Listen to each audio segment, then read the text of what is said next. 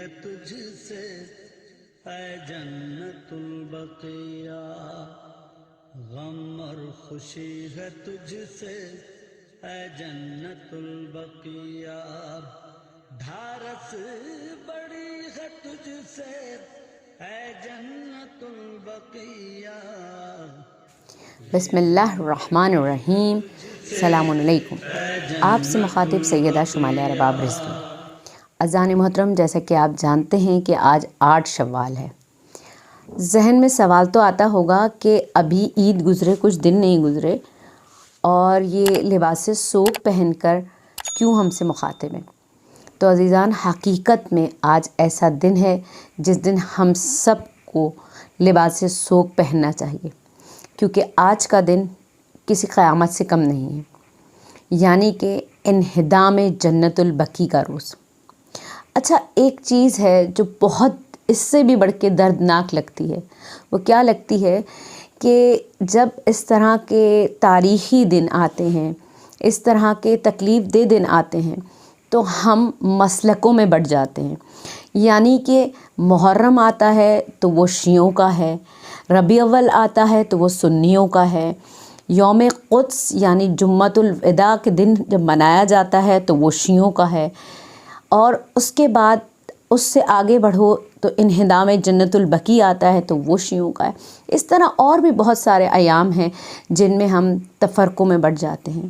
عزیزان محترم، صرف بات تھوڑی سی تحقیق اور توجہ کی ہے تو ہمیں پتہ چلے گا کہ ہمیں ان تفرقوں میں مبتلا کرنے والے دشمن ہمارے ان تفرقوں سے بہت زیادہ فائدہ لے رہے ہیں۔ عزیزان، یہ تفرقوں کا دن نہیں ہے۔ کیا انہدام جنت البقیع صرف کسی ایک مسلک کے منانے کا دن ہے؟ نہیں عزیزان، یہ وہ دن ہے جس دن ایک ایسے قبرستان کو منہدم کر دیا گیا، مسمار کر دیا گیا، جس میں رسول خدا صلی اللہ علیہ وآلہ وسلم ختمی مرتبہ سرکار انبیاء، سرور کائنات، ان کے فرزند، ان کے پھپھیاں، ان کے چچا، ان کے نواسے، ان کے اصحاب، کچھ روایات کے مطابق 10,000 اور کچھ روایات کے مطابق 7,000 صحابہ، حد یہ ہے کہ خلیفہ ثالث بھی وہاں پہ دفن ہے۔ تو عزیزان، آپ کا کیا حق نہیں ہے اس قبرستان کے لیے آواز اٹھانا؟ کیا آپ کے اوپر یہ بات نہیں ہے کہ آپ اس قبرستان کے لیے صدا بلند کریں؟ عزیزان، کیا آپ ایسا پسند کریں گے کہ خدا نہ خواستہ آپ کے کسی جد، یعنی آپ کے والدین، آپ کے کوئی بھی جو آپ کے عزیزان ہیں، ان کی قبروں کو آپ کے سامنے مسمار کر دیا جائے؟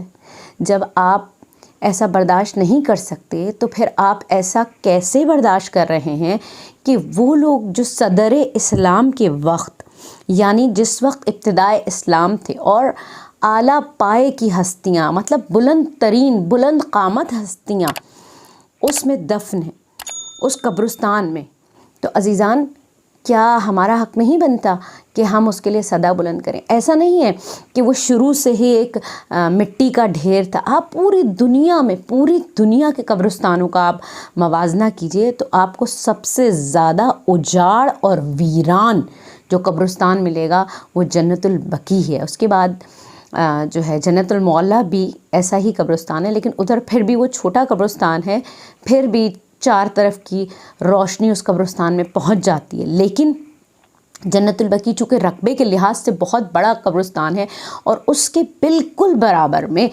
روضہ رسول صلی اللہ علیہ وآلہ وسلم ہے، جس میں اس قدر روشنی ہے کہ رات میں بھی دن کا سماں محسوس ہوتا ہے۔ اور جنت البقیع جہاں پہ لخت جگر رسول خدا صلی اللہ علیہ وآلہ وسلم، جن کے لیے رسول خدا فرماتے ہیں فاطمہ بضعۃ منی، یعنی فاطمہ میرے جگر کا ٹکڑا ہے، وہ مدفون ہے۔ عزیزان محترم، صرف اب میں اگر شخصیات کا نام لینے پہ آؤں نا تو آپ کو بتاتی چلوں کہ وہاں پہ اگر ہم نام لینے پر آئیں تو امام حسن علیہ السلام، امام سجاد علیہ السلام، امام محمد باقر علیہ السلام، امام صادق علیہ السلام، اسی طرح رسول خدا صلی اللہ علیہ وآلہ وسلم کے چچا، آپ کی پھپھیاں، آپ کے جو ہیں فرزند، اور اس کے علاوہ آپ کی چچی جو آپ کی والدہ یعنی حضرت فاطمہ بنت اسد جنہوں نے آپ کو والدہ کی طرح پالا، جن سے آپ نے اپنی محبت کا اظہار اس طرح کیا کہ آپ ان کی قبر مبارک میں اترے، اپنا جو ہے لباس، اپنے جبے کا ان کو کفن دیا، اور ان کی قبر میں جب آپ لیٹے تو ان کے لیے دعا فرمائی کہ خداوند عالم ان کی بخشش فرما، اور ان کے لیے فرماتے تھے کہ میری ماں سے بڑھ کر ہیں۔ تو عزیزان محترم، کیا ہم پہ حق نہیں بنتا؟ تو آج تھوڑا سا ہم ڈسکس کرتے ہیں کہ آیا یہ جنت البقیع کیا پہلے سے ایسے ہی مٹی کا ڈھیر تھا، یا اس کو کس نے بنایا اور کیوں بنایا، اور اس کا سبب کیا تھا؟ تو اس کے لیے آپ کو تھوڑی توجہ دینی پڑے گی۔ تو عزیزان، آپ سے میں بیان کرتی چلوں کہ اگر آپ دیکھیں تو 8 شوال 1344 میں جب دیکھا جاتا ہے تو جنت البقیع میں آپ کو روزے نظر آتے ہیں، یعنی مزارات نظر آتے ہیں۔ آپ بہت سارے تاریخ دان ہیں، بہت سارے جو ہے سفر نامے لکھنے والے افراد ہیں، خصوصی طور پہ ابن بطوطہ تو بہت مشہور ہے۔ آپ اگر اس کا سفر نامہ اٹھائیں تو وہ اپنے سفر نامے میں بیان کرتا ہے کہ جی جس وقت میں اس جنت البقیع کے طرف سے گزرا ہوں تو وہاں پہ مزار تھے، گنبد تھے، اور حد یہ ہے کہ اس نے نقشے تک بیان کیے ہیں۔ اور اگر آپ انٹرنیٹ پہ سرچ کریں تو آپ کو جنت البقیع کی وہ نایاب اور قیمتی تصویریں ضرور مل جائیں گی جو کہ جس وقت روزے وہاں پہ موجود تھے۔ تو عزیزان، کیا ہوا کہ اس پر حملہ کیا گیا؟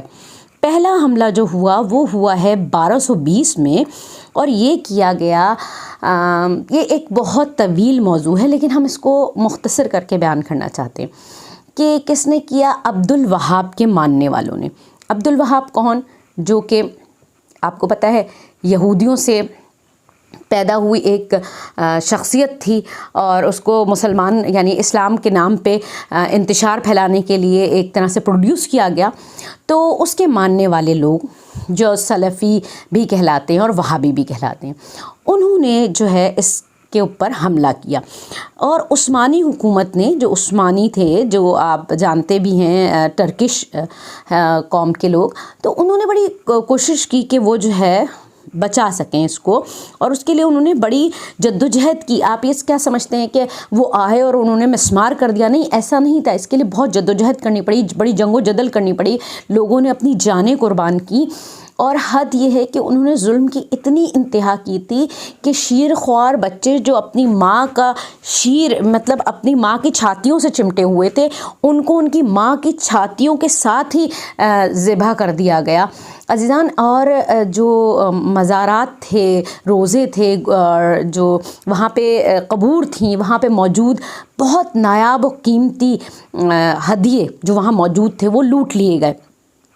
اچھا، اب یہ سلسلہ ختم نہیں ہوا، اب یہ سلسلہ بڑھتا چلا گیا۔ اب ان کے اوپر جو ہے بہت زیادہ طاقت انہوں نے اپنی جو ہے اپنے اندر محسوس کرنا شروع کی، اور حد یہ ہے کہ جو عبد الوہاب کے ماننے والے تھے، وہ جو بھی حجاز میں رہنے والے لوگ تھے ان کو مسلمان ہی تصور نہیں کرتے تھے۔ اب کیا ہے یوم الہدم؟ یوم الہدم کیا ہے؟ آپ نے یوم الہدم کا نام تو سنا ہوگا، اگر نہیں سنا تو یعنی انہدام یا ڈھانے کا دن۔ اب یہ کیا ہے؟ یا منہدم کرنے کا دن۔ 1344 میں جب آل سعود نے مکہ، مدینہ اور اس کے اطراف کی پوری طرح سے قبضہ کر لیا تو مقام مقدسہ جنت البقیع، اصحاب اور خاندان رسالت کے آثار کو صفحہ ہستی سے مٹا دیا، یعنی کہ انہوں نے یہ کارروائی شروع کی۔ پھر انہدام کے لیے باقاعدہ انہوں نے فتوے لیے تھے، ایسا نہیں تھا آیا اور گرا دیے۔ انہوں نے کیا کیا؟ آل سعود نے اس کام کے لیے قاضی القضاء سلمان بن بلیہید کو مدینہ روانہ کیا تاکہ وہ ان کی جو عبد الوہاب کے ماننے والے ان کی مرضی کے فتوے لا سکے، اور ان صاحب نے کیا کیا؟ تڑوڑ مڑوڑ کے سوالات کو پیش کیا اور اپنی مرضی کے جوابات لیے۔ اچھا، یہ سوال نامہ اور جواب نامہ بھی آپ کو مل جائے گا اگر آپ تلاش کریں، یعنی کتابی شکل میں بھی ہے اور آپ کو سافٹ حالت میں یعنی انٹرنیٹ پہ بھی مل جائے گا۔ پھر اس کے بعد جناب علی کیا سلسلہ شروع ہوا کہ انہوں نے جب فتویٰ لے لیا تو انہوں نے آ کے 1205 سے آ کے 1217 تک کئی مرتبہ کوشش کی کہ یہ حجاز پہ قبضہ بھی کر لیں اور وہاں کے لوگوں کو اپنے کنٹرول میں کر لیں، لیکن ایسا نہیں ہو سکا۔ پھر کیا ہوا کہ جناب علی 1218 میں انہوں نے مکہ پر حملہ کیا اور وہاں کے تمام مقدس مقامات کو منہدم کر دیا۔ پھر اس کے بعد جناب علی انہوں نے ایک اور مزید کوشش بھی کی۔ اس سے قبل 1216 میں کربلا اور جو عراق اور ایران کے قرب و جواہر میں جو زیارات مقدسہ تھیں ان کو بڑھانے کی کوشش کی، لیکن وہ اس میں کامیاب نہ ہو سکے۔ اچھا، مکہ معظمہ پہ جو انہوں نے حملہ کیا وہ تھا 1344 ہجری یعنی 1925 میں۔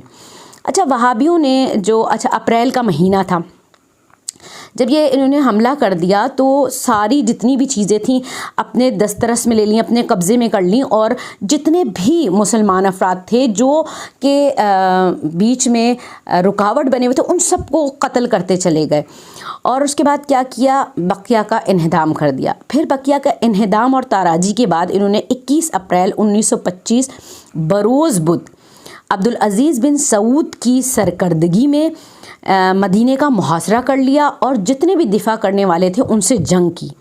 اچھا، عثمانی حکومت کے مامورین کو مدینے سے باہر کر دیا اور پھر تمام قبور کو ڈھا دیا، یعنی کہ ان کے قبضے سے پہلے یعنی جو اس وقت سعودی حکومت ہے یا عبدالوہاب کی مانے اس سے پہلے عثمانی حکومت کے انڈر میں یہ سب آتا تھا۔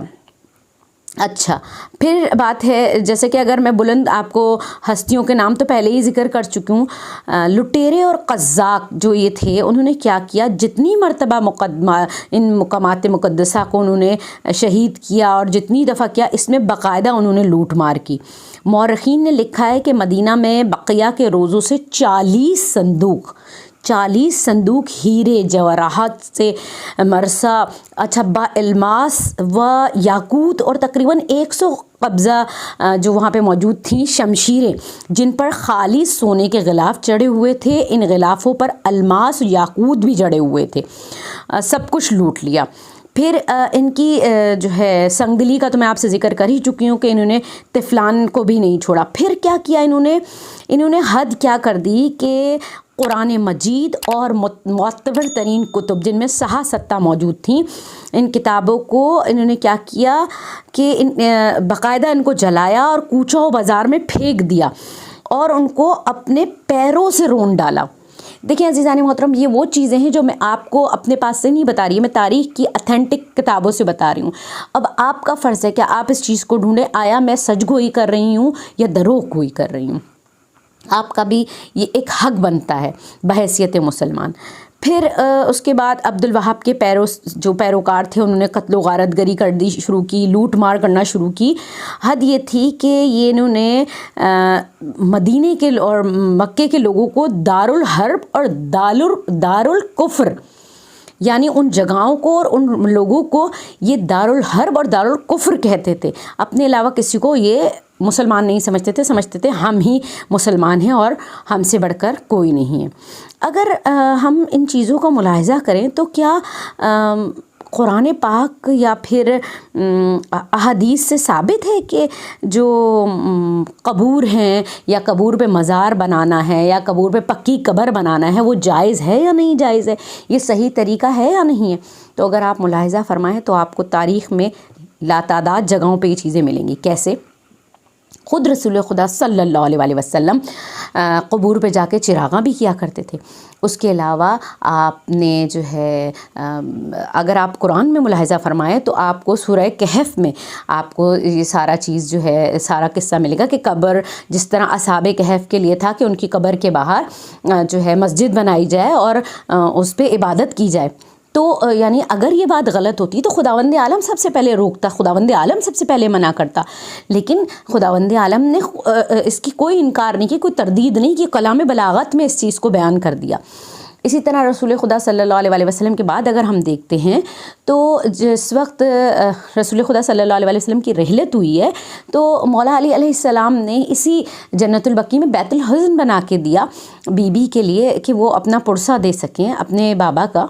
اور اس کے علاوہ ایک بہت دلچسپ بات میں آپ کو بتاؤں، جس وقت خلیفہ دوم کی خلافت کا دور آیا ہے اور آپ نے جا کے بیت المقدس کو فتح کیا ہے، تو بیت المقدس میں آلریڈی بہت سارے انبیاء کی قبور موجود تھیں، ان قبور پہ مزارات گنبد بنے ہوئے تھے۔ اگر یہ سلسلہ غلط ہوتا تو خلیفہ دوم سب سے پہلے ان کو مسمار کرواتے، لیکن انہوں نے مسمار نہیں کروایا، اس کا مطلب یہ درست عمل تھا۔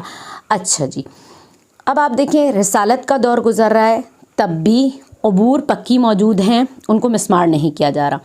پھر خلافت کا دور شروع ہوتا ہے اور امامت کا دور شروع ہوتا ہے، نہ تو آپ کو خلیفہ چاروں منع کرتے ہوئے نظر آ رہے ہیں، نہ آپ کو 11 کے 11 امام منع کرتے ہوئے نظر آ رہے ہیں کہ قبور کو پکا بنانا یا ان پہ روزہ بنانا، ان پہ مسجد بنانا، عبادت کرنا غلط ہے، ٹھیک ہے۔ پھر اس کے بعد اگر آپ دیکھیں تو اصحاب رسول صلی اللہ علیہ وآلہ وسلم ہیں، تبع تابعین ہیں، آپ کو کوئی بھی آپ کو اس بات سے انکار کرتا ہوا نظر نہیں آئے گا۔ دیکھیے یہ بات بہت سخت ہے جو میں ابھی کرنے جا رہی ہوں، نعوذ باللہ استغفر اللہ، کوئی کمپیریزن نہیں ہے، کوئی مقابلہ نہیں ہے، لیکن اگر قبروں پہ مزار بنانا غلط ہیں تو رسول خدا صلی اللہ علیہ وآلہ وسلم کی قبر مبارک پہ بھی تو ایک روزہ ہے، اس کے اندر آپ کے خلفاء بھی موجود ہیں، آپ کے شیخین بھی موجود ہیں، تو کیا وہ غلط ہے؟ نہیں۔ اگر وہ غلط ہوتا تو کیسے پوری دنیا وہاں جا کے مرکز عبادت اس کو بناتی، اور کیسے مسلمانوں کے دلوں کو تسکین و تسلی ملتی۔ آپ دیکھیے کہ مکہ سے زیادہ مدینے میں آ کے آپ کو ایسا لگتا ہے جیسے آپ اپنے گھر میں موجود ہیں، آپ کو ایسا لگتا ہے وہ شہر آپ کو اپنی آغوش میں لے لے گا، لیکن جس وقت آپ جنت البقیع کی جانب رخ کریں نا تو آپ کا کلیجہ پھٹ جائے گا۔ عزیزان، یہ صرف ایک مسلک یا ایک قوم یا ایک فرقے کا فرض نہیں ہے کہ اس بات کے لیے آواز اٹھائے، یہ ہم سب کا فرض ہے۔ بحیثیت مسلمان ہم پہ رسول خدا صلی اللہ علیہ وآلہ وسلم کا قرض ہے، کیونکہ ان کے فرزند، ان کا خانوادہ، میں آپ کو جیسے کہ پہلے بتا چکی ہوں کہ اتنی بلند قامت ہستیاں وہاں مدفون ہیں، جتنی بلند قامت ہستیاں وہاں مدفون ہیں اتنی ہی بلند قامت اور اعلیٰ معیار اور عالی شان ان کے مزارات ہونے چاہیے۔ یہ ہم سب مسلمانوں کا، اپنے رسول صلی اللہ علیہ وآلہ وسلم کا حق ہے جو ہمیں ادا کرنا چاہیے۔ عزیزان، انہدام جنت البقیع یہ وہ دن ہے جو ہر مسلمان پر لازم ہے کہ وہ یوم سوگ کی طرح منائے اور آواز بلند کرے کہ اس جگہ پر ایسی تعمیرات کی جائیں جو مدفون ہستیوں کا شایان شان ہو۔ اگر آپ مدینے کے چاروں طرف نگاہ کریں تو آپ دیکھیں عالی شان عمارتیں موجود ہیں، اور بلند ترین عمارتوں کا ایک مقابلہ، ایک تسلسل شروع ہو چکا ہے۔ تو کیا ایک ایسی ہستی جس کا ہم پر بہت حق ہے، ہم اس کے عزیز و اقارب اور اس کے اصحاب کے لیے، اس بلند ہستی کے لیے ہم ایک آواز بھی نہیں اٹھا سکتے؟ تو اس بات کے لیے آپ نے تھوڑا نہیں بہت سوچنا ہے، بلکہ بہت زیادہ سوچنا ہے۔ آپ کی سماعتوں کے لیے آپ کی بہت زیادہ ممنون و مشکور ہوں۔ جزاک اللہ خیراً کثیرا۔